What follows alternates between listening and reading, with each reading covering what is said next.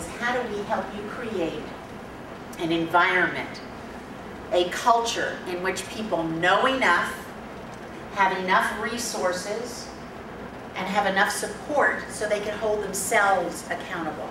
And that frees you up to do all the important things that you really need to be doing.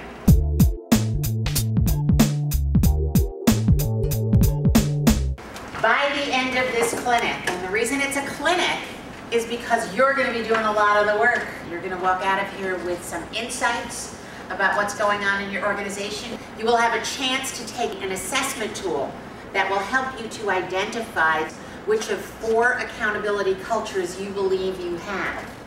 You're going to determine some success factors and roadblocks to accountability, and then you're going to walk out with an action plan on what you can actually do to promote better accountability within your organization.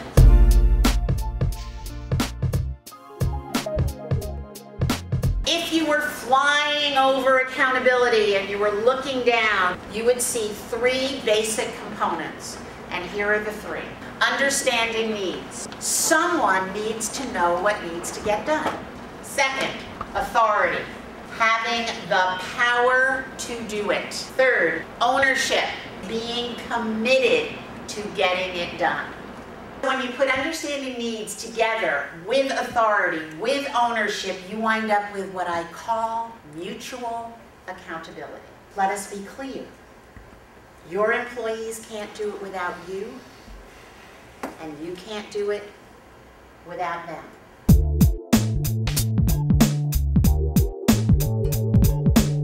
Let's take a look at how do we sustain mutual accountability. Well, there are 2 parts. There is the green island that works on the person or team side, and there's a green island that works on management or leadership side. Let's start off with the person or team side. Ask yourself these questions. Did the person or team have clear and manageable priorities? Was the person or team committed to getting it done? Did the person or team have the requisite knowledge and skills to do it? Did they have a willingness to seek help? Let's look at the management side. Did management provide adequate systems, resources, and tools? Did you clarify authority and release control? Was anybody a little scared hearing that one? If you're not trembling in your seat, something's wrong. Did management offer feedback, training, and coaching?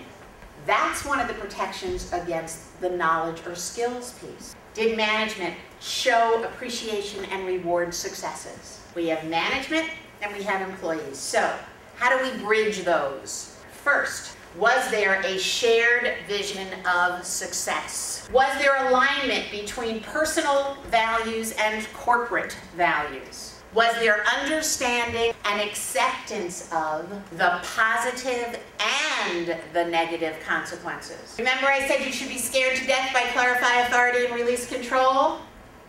You don't have to be scared anymore if you have an early warning measurement system in place.